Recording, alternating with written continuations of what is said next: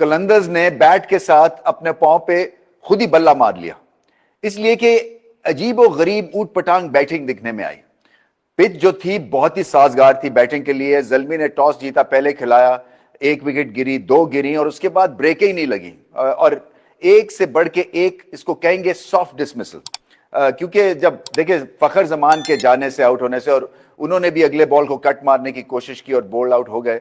सो उसके बाद कहीं पे भी रिस्पाइट, कहीं पे कोई ऐसी सिचुएशन नहीं आई या ना क्रिएट की कलंदर्स ने कि थोड़ा सा पॉज लें, जरा सिचुएशन को असेस करें, ये पिच की क्या डिमांड्स हैं। ये पिच की जो डिमांड्स है ना, ये बाबर आजम ने करके दिखाई। अगर आप ओरिजिनल बैटिंग करें, टेक्निक के साथ बैटिंग करें, सीधे बल्ले से खेलें, थोड़े से डॉट्स भी खेलें, इवेंचुअली जब आप सेट हो जाते हैं तो फिर आपको रोकना नामुमकिन सा हो जाता है। सो सिकंदर रजा ने करके दिखाया।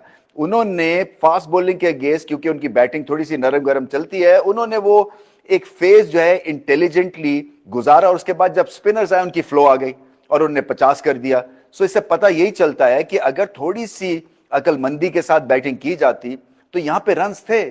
और एक बहुत बड़ी वजह जो ये मैच हारने की, वो एक ऑर्डिनरी बैटिंग परफॉर्मेंस थी। देखिए अगर 140 150 तक भी, 155 तक भी स्कोर चला जाता तो कलंदर्स के पास बॉलिंग है इस पिच को सामने रखते हुए, क्योंकि अगर आप गुड लेंथ पे बॉल करें तो वहां पे फिर हिट मारना मुश्किल था, क्योंकि थोड़ा सा बाउंस मिल रहा था, स्पेशली पहले 3-4 ओवर्स में। साइडवेज हल्की सी मूवमेंट भी थी, जो कि अली रजा 17 साल के बच्चे ने करके देखा है। क्या जबरदस्त टैलेंट है वो। बस उनका ख्याल करें, हर मैच खिलाने की जरूरत नहीं है जल्मी को। आई थिंक 17 साल की उम्र में बॉडी जो है अभी बन रही होती है, सो थोड़ा सा उनको हाथ उन पे हल्का रखे और 1-2 मैचेस के रेस्ट उनको कराना चाहिए, ताकि वो फिर फ्रेशन अप होके आए। थोड़ा सा रेस्ट के बाद जो है वो उनकी परफॉर्मेंस और बेहतर होगी। मगर अकलमंदी के साथ उन्होंने हार्ड लेंथ पे बॉल किए और बहुत ही डिसिप्लिन दिखाया। और मुझे ऐसा लगता है कि इस साल के वो पीएसएल के ब्रेकआउट प्लेयर बन सकते हैं। सो फिर चलते हैं जल्मी की तरफ। 150-60 कर लेते तो फिर हारिस रऊफ और शाहिन शाह अफरीदी, इसी तरह से आसिफ अफरीदी जो लेफ्ट आर्म स्पिनर हैं, बाकी के भी जो बॉलिंग ऑप्शन थी वो काम आ जाती। क्योंकि फिर अटैकिंग ऑप्शन से आप खेलते। विकेटें लेनी थी, विकेट्स मिली, पहले 3 विकेटें गिर गई बहुत जल्दी जल्मी की, मगर उसके बाद बाबर और कुछ अरसे तक हारिस, और फिर बाबर के बाद हुसैन तलत। बहुत अच्छी हुसैन तलत ने बैटिंग की। और देखिए हारिस में और हुसैन तलत में अगर आपने मुआवजा करना है ना, तो फिर at the end of the game Hussain Talat के स्टॉक्स ऊपर गए, हारिस के नहीं गए, इसलिए कि हारिस के पास शायद हुसैन तलत से ज्यादा टैलेंट है, मगर वो अपने टैलेंट के साथ वो जो कर देते हैं ना, वो कोई और नहीं करेगा। खाम खाम में अच्छी भली इनिंग्स का बेड़ा गर्क कर देते हैं वो। कहीं तो उनको भी पॉज लेना है, कोई सिचुएशन को रीड करना है, तभी वो ग्रेट प्लेयर बनेंगे। और फ्रंट फुट की बैटिंग और अपनी इंप्रूव करनी है। मुझे ऐसा लगता है कि वो कई दफा डिजाइन बनाने में ना, कुछ मुझे लग रहा है हल्का से कॉकीनेस भी आ गई है उनकी क्रिकेट में। क्योंकि वो जब तक गेम को आप रिस्पेक्ट नहीं ना देंगे, ये जो आप 2-3 छक्के लगा के आउट हो जाते हैं, ये गेम को रिस्पेक्ट नहीं देते, आप अपने टैलेंट को रिस्पेक्ट नहीं देते हैं। सो थोड़ा सा आपको जरा ग्राउंडेड रहना है और मेहनत की तरफ ज्यादा तवज्जो देनी है। ये नहीं है कि ऐसे गेंद पकड़ के और ऐसे फेंक दिया और ऐसे पकड़ के ऐसे फेंक दिया, तो थोड़ा सा वक्त लगेगा वो स्टेज रीच करने के लिए। अभी आप वर्क इन प्रोग्रेस हैं और बार बार आपको चांसेस मिलते हैं और बार बार अच्छा स्टार्ट दे के और वो स्टार्ट आप जाया कर देते हैं। तो हुसैन तलत हार्ड वर्क किया उन्होंने, डोमेस्टिक क्रिकेट में रन्स किए, व्हाइट बॉल क्रिकेट बहुत अच्छी खेले और बहुत ही अच्छी, शायद प्रॉब्ली बाबर आजम से भी ज्यादा इंपॉर्टेंट इनिंग्स वो खेल गया, क्योंकि अगर वो आउट हो जाते तो पीछे फिर कुछ भी हो सकता था। तो रेजिस्ट किया उन्होंने, पहले सिंगल्स निकाले, बाबर को ज्यादा स्ट्राइक दी, उसके बाद वो उन्होंने टेक ओवर किया और बहुत ही अच्छी बैटिंग की उन्होंने। और पता यही चलता है कि हार्ड वर्क, ग्राउंडेड रह के, सिचुएशन को सामने रख के अगर आप बैटिंग करेंगे तो आप स्टार बनेंगे, ना कि सिर्फ टैलेंट होगा और आप हार्ड वर्क नहीं करेंगे और आप गेम को रिस्पेक्ट। एक तरह से ये महसूस होता है कि अगर हारिस नहीं देते हैं तो ये इंप्रेशन उनको दूर करना है और दोबारा से सबको इसका एहसास दिलाना है कि वो उनको हर दफा खिलाएंगे, पाकिस्तान के लिए खिलाएंगे, क्योंकि ये जो 10 15 20 रन करते हैं ये नाकाफी है जिस नंबर पे वो खेल रहे हैं। हालांकि इस साल का उनका पीएसएल ठीक ठाक जा रहा है, तो वही बात है, कंसिस्टेंसी और लेके आनी है। लाहौर कलंदर और पेशावर ज़ल्मी के दरमियान जो मैच था, जो फुल हाउस रहा, अल्लाह अल्लाह करके पहले तो ये शुक्र अदा करते हैं कि पीएसएल पाकिस्तान के अंदर जो कोई सोच भी नहीं सकता था कि कोई एक भी मैच, चाहे वो वर्किंग डे पे हो या कोई हॉलीडे पे हो, सोच भी नहीं सकते थे हम कि कभी ऐसा भी टाइम आएगा कि पाकिस्तान के अंदर फॉरेनर्स आए हुए और अपने सुपरस्टार्स खेल रहे हैं सारे और क्राउड की कमी हो जाए। इट शोज़ के कहीं ना कहीं बहुत कमियां रह गई हैं मैनेजमेंट साइड से भी और प्लेयर्स की तरफ से भी, जिस तरह की परफॉर्मेंसेज रही हैं इंटरनेशनल क्रिकेट में, ये सारी चीज़ों ने इफेक्ट डाला है। फिर जो वेन्यूज़ हैं ये बड़े इंपॉर्टेंट हैं। अभी भी फैसलाबाद का क्राउड हमेशा से बड़ा पैशनेट रहा है, उसको यूटिलाइज किया जा सकता है। गुजरांवाला, सियालकोट, आप ये साइड को हिट कर सकते हैं। यस, बहुत पैशनेट क्राउड है यहाँ पे, तो आपको हो ही नहीं सकता कि कोई भी चाहे जिस तरह मर्जी की परफॉर्मेंसेज हो पाकिस्तान टीम की, यहाँ क्राउड आना ही आना है। लेकिन आज जो मैच हुआ वो फुल क्राउड हुआ, जो कि बहुत खुशाइंद है, अच्छा लग रहा था देख के।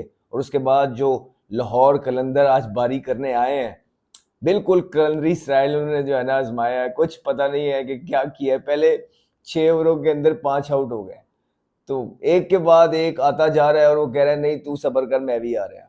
मतलब आ रहे हैं और जा रहे हैं, आ रहे हैं और जा रहे हैं। अच्छा, इन्होंने जो है ना एक शुगल मेला लगाया हुआ था आज। ऐसे ही लग रहा था सही लाहौर कलंदर को देख के ना कि बस शुगल चल रहा है। स्पेशली जब बैटिंग आई है, बॉलिंग की भी बात करते हैं, उसमें जान मारी है, एफर्ट मारी है, लेकिन जो बल्लेबाजों ने जो काम डाला है आज, बिल्कुल समझ ही नहीं लगी क्या किया है। हम रोज एक मैच देखते हैं और समझते हैं कि यार इससे बुरा क्या होगा, इससे बुरा कौन टीम कैसा खेलेगी, लेकिन अगले ही दिन हमें उससे एक अच्छी मिसाल मिल जाती है, जो हम कह सकते हैं आज फिर जो लाहौर कलंदर ने पहले 6 ओवरों में किया 5 आउट। तो जब आपके 5 आउट शुरू में ही हो जाए 6 ओवरों के अंदर, तो वो टीम फिर क्या उसने जीतना है। फिर भी सिकंदर रजा की जो थी एक जबरदस्त इनिंग थी, शुरू में आके वो भी उसी तरह ही खेलना चाह रहे थे जिस तरह पहले सारे खेलते हुए आउट हुए, चाहे वो बिलिंग्स है, चाहे वो मिचेल है। अग्रेसिव क्रिकेट एक तरफ है, लेकिन कहीं ना कहीं आपकी शॉट सिलेक्शन ये ज़रूर आपको देखनी चाहिए कि आप कौन से पिच पे कौन से ऑप्शंस ट्राई कर रहे हैं। बड़े सॉफ्ट डिसमिसल भी हुए, जिस तरह सैम बिलिंग्स का था। रिस्पॉन्सिबिलिटी की कमी नजर आई, लेकिन सिकंदर रजा ने ज़बरदस्त इनिंग खेली और सिकंदर रजा की इनिंग की वजह से कहीं ना कहीं 130 पे पहुंचा लाहौर कलंदर अपनी बैटिंग करते हुए। सो मेरा वूहू मोमेंट ऑफ द डे था जो वुड ने ऊपर से नए बॉल पे स्पेल किया है आज, जो अंदर लेके आ रहे थे वो उनके बैट्समैन को, चाहे वो आसिफ अली को जिस तरह उन्होंने एक्सपोज किया, जो एक्सपेरिमेंट किया था लाहौर कलंदर जो ना चल सका, और जिसकी वजह से टीम का हाल भी जो हुआ लाहौर की बैटिंग के अंदर, वो हम हमारे सबके सामने है। तो वो जो डैमेज अर्ली ऑन डन किया वो वुड ने किया। तो वही मेरा वूहू मोमेंट ऑफ द डे है। आप लोगों का वूहू मोमेंट ऑफ द डे क्या है, नीचे कमेंट्स में बताएं। माय टेलेनॉर ऐप पे विनर्स की लिस्ट लाइव हो चुकी है, सो अभी डाउनलोड कीजिए और देखिए क्या आपका नाम भी उस लिस्ट के अंदर मौजूद है, और अगर नहीं है तो इट्स ओके। लिंक में दिए गए कॉन्टेस्ट में पार्टिसिपेट कीजिए और जीतिए ढेरों इनामात by Telenor, such as sign merchandise, bats, balls और आपकी फेवरेट टीम की jerseys. So do not delay, all the best. Babar Azam ने आज 50 किया 37 बॉलों पे, गालिबन उन्होंने 50 की इनिंग खेली है। अच्छा खेले, उनके कॉन्फिडेंस के लिए ज़रूरी है। जब जब भी मैच 160 का या 160 से नीचे का होता है, थोड़ा सा ईज में होते हैं, कंफर्ट में होते हैं। आज जिस तरह देखा भी, टाइम मिला उन्हें, उसके बाद हारिस रऊफ का जो स्पेल था वो ज़बरदस्त स्पेल कर रहे थे। आज देखें, एक दिन हारिस रऊफ बिल्कुल डिफरेंट नज़र आते हैं, उसके 2 दिन बाद हारिस रऊफ बिल्कुल डिफरेंट नज़र आते हैं। आज हारिस रऊफ यार जेन्युइनली थ्रेटनिंग नज़र आ रहे थे, लग रहा था कि यार ये हर बॉल कर रहे थे कि हाँ ये विकेट ले सकता है। यही हारिस रऊफ से एक्सपेक्टेशंस है, कंसिस्टेंसी रिक्वायर है कि यार अगर ये भी नॉर्मली पिच था, इनफैक्ट बैटिंग के लिए अच्छा पिच था, लेकिन हारिस रऊफ का आज पता लग रहा था कि यार बॉलिंग कर रहा है। तो जबरदस्त बॉलिंग की, उस पे एक दफा अंपायर ने आउट भी दे दिया बाबर का, लकी रहे एक दफा फिर के बॉल स्टंप से थोड़ा सा दूर था और एक लकी स्केप मिला जिसको यूटिलाइज किया बाबर आजम ने और 50-56 रन स्कोर किए, नॉट आउट रहे। और जो उनके साथ जो पार्टनरशिप थी हुसैन तलत की, बड़ी जबरदस्त एक पार्टनरशिप, सेंसिबल खेले, बनता था, अब 2-3 आउट हुए हुए थे। सो यू एक्सपेक्ट के जब बाबर खेल रहे हैं तो वो अपने टाइम पे ही चीज़ों को लेके जाएंगे, तो उन्होंने भी कोई जल्दी की नहीं और आराम से 130 का जो टारगेट था वो अबूर किया।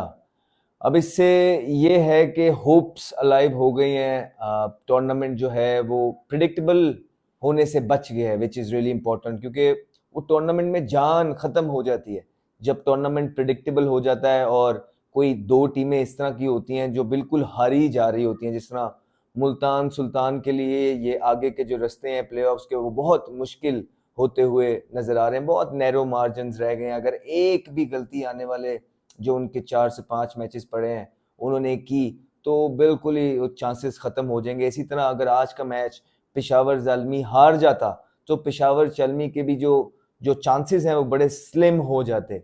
सो एक इम्पॉर्टेंट टाइम पे इम्पॉर्टेंट विक्ट्री थी और इसका पेशावर ज़ल्मी के लिए, और इसका फायदा टूर्नामेंट को भी हो गया। कहीं ना कहीं आप प्रिडिक्टेबल नहीं हो, जिस तरह क्वेटा है वो भी इधर आगे पीछे ही है, वो भी 2 को मैच हारा हुआ है। अब पेशावर भी ये है कि 2 मैचेस जीत गया है, लाहौर कलंदर भी 2 मैचेस जीता हुआ है। सो एक ही टीम है जो ऑन टॉप है इस टाइम और जिसने डिस्टेंस मेंटेन रखा हुआ है बाकी सबसे, वो है Islamabad United. So that is why बाकी की जो 4 टीमें हैं उनमें से अब ये हिसाब किताब है कि यार कोई भी आ सकता है सिवाय मुल्तान सुल्तान के। तो अभी तक एक ही टीम है जिसके बारे में लोग कह रहे हैं या परसेप्शन बनता हुआ नजर आ रहा है कि यार अगर, क्योंकि गलती की गुंजाइश बहुत कम है, तो लग रहा है कि बिल्कुल फारिग हो जाएंगे, बाहर हो जाएंगे इस दफा। लेकिन बाकी की टीमें जो हैं एक अच्छा मिक्स चल रहा है। तो ये था, लाहौर ने आज एक दफा फिर डिसअपॉइंट नहीं किया। लाहौरियों ने शो किया है कि कितने पैशनेट हैं वो।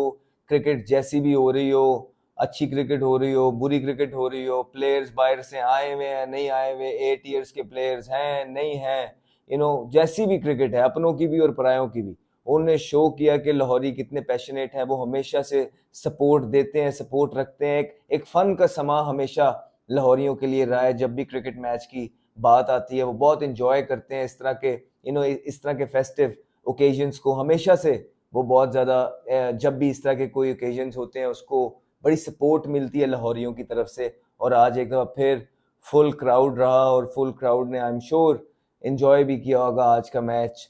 और बस यही है कि अब पेशावर ज़ल्मी को अपना जो मोमेंटम है उसको आगे लेके चलना है, इसी तरह जिस तरह वुड ने आज बॉलिंग की है। देखिए, सब बात करना थोड़ी सा लेट याद आए मुझे वुड, लेकिन वुड आप जो डेंट पहुंचाया है लाहौर कलंदर को बेसिकली अर्ली ऑन, वो वुड ने पहुंचाया। और जो एक्सपेरिमेंट किया था, किस तरह भूल सकते हैं हम ये कि जो आसिफ अली को जो ओपनर भिजवा के एक्सपेरिमेंट किया था लाहौर कलंदर ने, ये मेरी तो समझ से बिल्कुल बाहर था। मुझे नहीं समझ आई कि ये लाहौर कलंदर ने ये किया क्या है। क्यों आसिफ अली को उन्होंने नए बॉल पे उस बंदे के सामने, वुड स्पेशली उनको पता था, जो कि अंडरलाइट स्विंग तो मिला उनको, नजर आ रहा था कल भी मिलेगा, इसका अंदर आता है। तो ये नॉर्मल बल्लेबाज के लिए बड़ा मुश्किल हो जाता है जो नीचे खेलता है, जिसकी टेक्निक अच्छी नहीं है। ये लोग बस छिक्के वाले प्लेयर हैं। इन्होंने नए बॉल पे एक आपको डिफरेंट अप्रोच अच्छे बॉलर्स के आगे चाहिए होती है जिसमें थोड़ी सी भी क्वालिटी हो। तो वो बिल्कुल एक्सपोज हुए आज, आसिफ अली को तो बिल्कुल एक्सपोज करके रख दिया लाहौर कलंदर ने, जो आज एक्सपेरिमेंट किया उन्हें ओपन भिजवा के। और इसी वजह से फिर जब इस तरह के एक्सपेरिमेंट करते हैं वो प्लेयर भी एक्सपोज होता है और आपकी टीम का हाल भी ये होता है जो हुआ है। इस तरह के एक्सपेरिमेंट, जो एक आधी चीज, कोई नॉन प्रोफेशनल सी चीज आप करते हैं just for the sake of doing, कि हाँ हम ये करके देख लेते हैं, हम ये करके, भाई हर चीज करने का कोई मेथड होता है। आप मुंह उठा के हर चीज नहीं कर सकते हैं कि मेरा आज दिल कर रहा है कुछ डिफरेंट करने का, नाम होएगा पकड़ के जी ये कैमरामैन मैं कहवा जाके ओपन। नहीं यार, आप उसको ओपन भेज रहे हैं बगैर किसी वजह के, तो देख लें आपने क्या हाल किया है। और यही आपकी प्लानिंग्स हैं। वैसे जब इनसे बात होती है कोई भी लाहौर डेवलपमेंट प्रोग्राम्स, हमें तो कोई प्लेयर नजर नहीं आ रहा उनके प्रोग्राम से। वो अपॉर्चुनिटी और चांसेस तो देते हैं अपने प्रोग्राम्स के लोगों को। तो वो जो डोमेस्टिक का जो बच्चा प्लेयर होता है, वो जो सालों साल मेहनत कर रहा होता है, जिसकी बेसिक्स भी अच्छी होती हैं, जो डोमेस्टिक के टूर्नामेंट्स भी खेल रहा होता है, वहाँ परफॉर्मेंस भी कर रहा होता है, बजाय कि उसको अपॉर्चुनिटी मिले, ये प्लेटफॉर्म मिले, वो आप अपने ही प्लेयर को, किसी को जो आपके डेवलपमेंट का होता है, और वो उस तरह पक्का ही नहीं होता। इससे पहले भी आप लेके आए, फिर इस दफा भी आप लेके आए, कोई नईम गालिबन लड़का है, तो वो तो फिर आप प्लेटफॉर्म दिए जा रहे हैं, तो लड़के तो रेडी नहीं है, तो फिर वो इसी तरह तो डोमेस्टिक क्रिकेट नीचे जाती है। इसी तरह तो आपके प्लेयर्स डिसहार्ट होते हैं। और बड़े अरसे से ये मीम्स चल रही थी कि किंग कर लेगा, किंग कर लेगा, किंग कर लेगा, और किंग ने आज बताया कि जब किंग फॉर्म में आएगा तो किंग वाकई कर लेगा। और बाबर आजम ने जिस तरह से अपने ट्रूप्स को आज कंट्रोल किया एज ए कैप्टन और then also with the bat, वो उसकी जितनी तारीफ की जाए कम है। और I think for the sake of the PSL मेरा मानना है, मैंने अपने पिछले व्लॉग में भी इस बात का जिक्र किया था कि पिशावर ज़ल्मी का जीतना बहुत जरूरी है। अगर हम पीएसएल की, अब ऑलरेडी हम देख रहे हैं व्यूअरशिप कम है, ऑलरेडी हम देख रहे हैं लो क्राउड इतना ज्यादा स्टेडियम की तरफ नहीं आ रहा।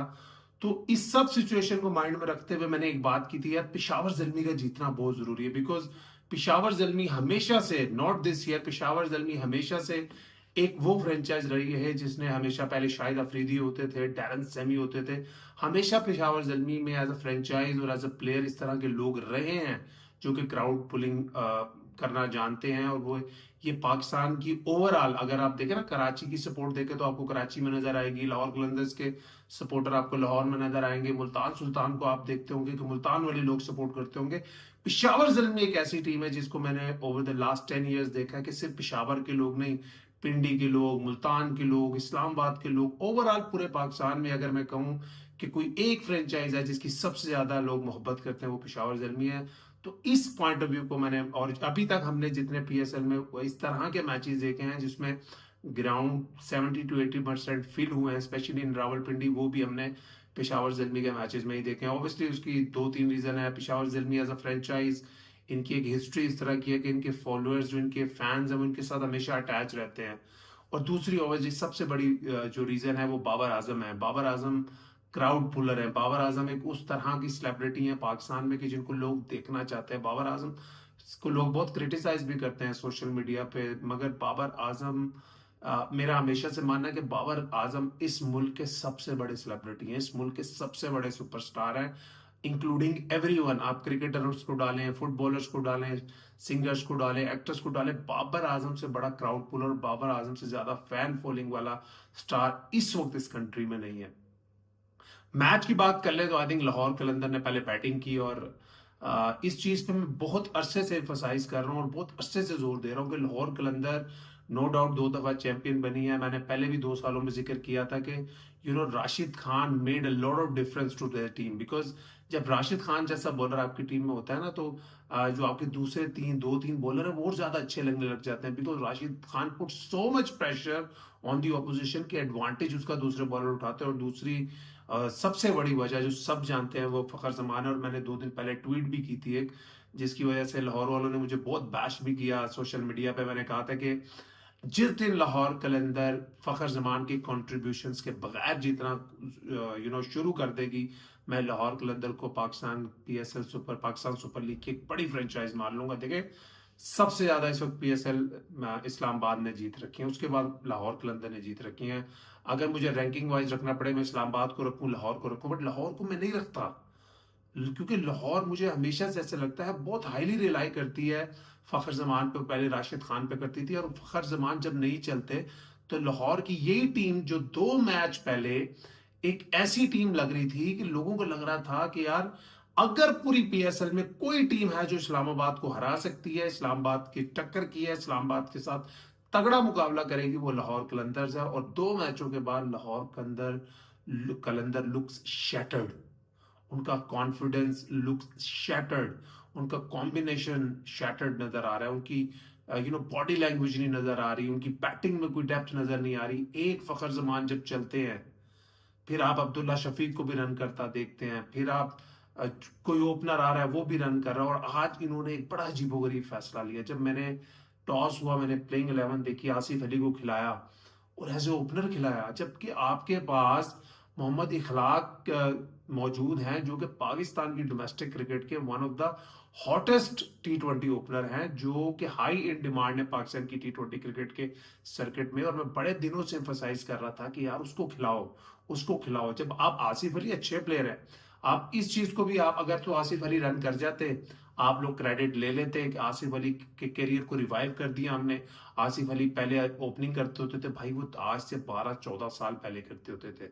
ये वही आसिफ अली है जब वो इस्लामाबाद यूनाइटेड की टीम में खेलते होते थे तो उनको कोई 4 से 5 से ज्यादा ओवर देने को तैयार नहीं होता था, क्योंकि वो लोग समझते थे कि उनकी एबिलिटी ये है, उनकी स्ट्रेंथ भी है, आपने उनको ओपनिंग करा दी। जबकि आपके स्क्वाड में एक पाकिस्तान की डोमेस्टिक सर्किट का one of the best T20 का ओपनर है। आज फखर जमान फेल हुए, आज आसिफ अली फेल हुए, अब्दुल्ला शफीक, इनके साथ मुझे हमेशा शिकायत रहती है, हमेशा अब्दुल्ला शफीक से शिकायत रहती कि कोई भी इवेंट हो, चाहे ये पाकिस्तान के लिए खेल रहे हो, लाहौर कलंदर के लिए खेल रहे हो, या इनको हमेशा पाकिस्तान का one of the most technical player कहा जाता है, किताबी प्लेयर कहा जाता है। ये बड़ा खूबसूरत एक 50-60 हर साल पीएसएल में करते हैं, उसके बाद एक लाइन ऑफ फेलियर्स इनकी आती है, 4-5 लगातार फेलियर्स आते हैं, फिर जब पीएसएल खत्म होने वाली होती है ये एक और खूबसूरत 50 करते हैं। ये जब खेलते हैं ऑब्वियसली खूबसूरत लगते हैं। या तो आप खूबसूरती देख लें या आप मैच विनिंग नॉक्स देख लें। मेरा हमेशा मानना ही होता है यार, आप खूबसूरत लगते हो नहीं लगते हो, but you have to be a match winner. Fakhar Zaman कौन सी किताबी क्रिकेट खेलते हैं यार, टांगे हटा के पॉइंट के ऊपर से, मिड विकेट के ऊपर से, बल्ले का हैंडल वो बंदा इतने ऊपर से पकड़ता है, but he is the biggest match winner in the PSL and also in the Pakistan white ball cricket का जो सर्किट है इन लास्ट 10 ईयर्स। तो अब्दुल्ला शफीक की भी हर सीजन की तरह वही 1-50 किया, उसके बाद 3-4 फेलियर। सैम बिलिंग्स भी आज फेल हुए। सिकंदर रजा एक पॉजिटिव साइन जरूर है लाहौर कलंदर्स के लिए कि उन्होंने पिछले मैच में भी नॉट आउट 50 किया, आज भी 37 बॉल्स पे 52 किए।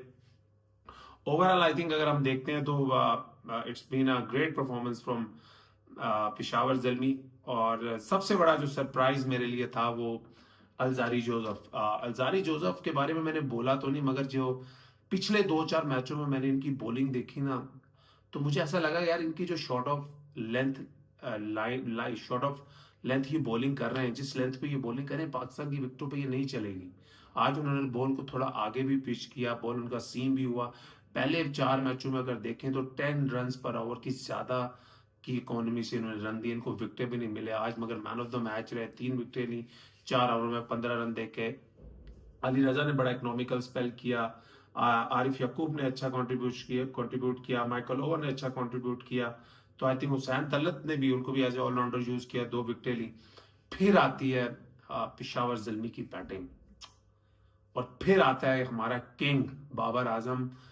बाबर आजम ना, देखें लोग बाबर आजम को बहुत क्रिटिसाइज कर रहे हैं for so long, but you know Babar Azam के जो बड़े से बड़े क्रिटिक्स भी हैं ना, I am not one of those, but जो हैं सोशल मीडिया पे आपको नजर आते हैं, जिनमें एक्स क्रिकेटर्स भी हैं, जर्नलिस्ट भी हैं, अब कहीं ना they have also started to feel bad for him, because everyone knows के पाकिस्तान क्रिकेट की बड़ी इन्वेस्टमेंट है बाबर आजम में। पाकिस्तानी क्रिकेट का एक बहुत बड़ा नाम है बाबर आजम। बाबर आजम पाकिस्तान की क्रिकेट की पहचान है दुनिया में।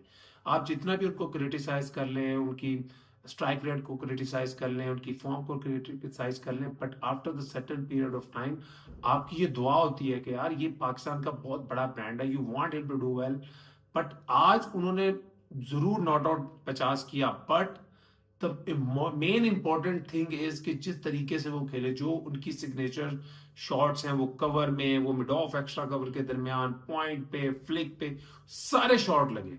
हुसैन तलत बड़े अंडररेटेड परफॉर्मर है।